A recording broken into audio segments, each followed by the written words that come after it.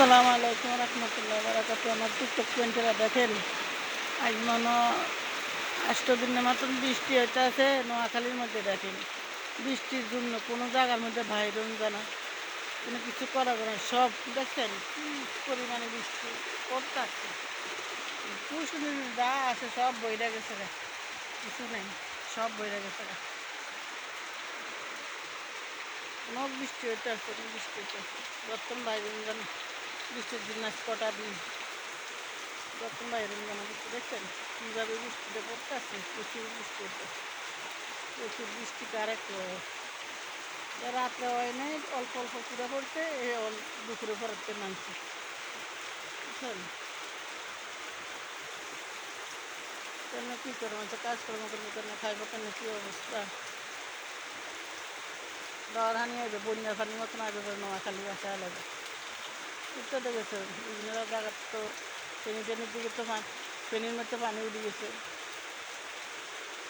বাকি রয়েছে এদিকে লক্ষ্মীপুরের দিকে, এদিকে উঠলে আর কাল লাগবে না, বাংলাদেশে বাসা যাবে না। বাংলাদেশে একটা সদস্য বাবু আসছিল বাজারে, কামার কামার প্রতি দাসনি বানাইতো, বড্ডি বানাইতো। ওই লোকটা কছে বাংলাদেশের সদস্য বাবু বলছিল বাংলাদেশে আর থাকা যাবে না, বাংলাদেশে আর থাকা যাবে না, এ দেশটাই ফালাইতে হইব। যে অবস্থা, যে কোনো মানুষের খাওয়ারে এ করবো, মানুষের মেঘে এরকার আল্লাহ কপালে কি রাখছে, আল্লাহ পাক রব্বিল আলামিনে জানে, তাছাড়া কেউ জানে না।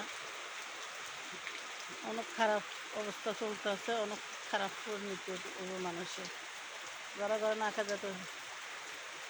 যে সরকার আসলে আগে, এই সরকার তো সব ঘরে ঘরে মানুষেরা খাওয়ার অবল দিত, কত রকমের খাবার উনি মানুষের গরিব গুণীরা চালাইছে।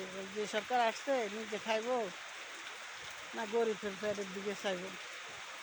4-5টা মাস আইসে, কোনো খোঁজ খবর নাই।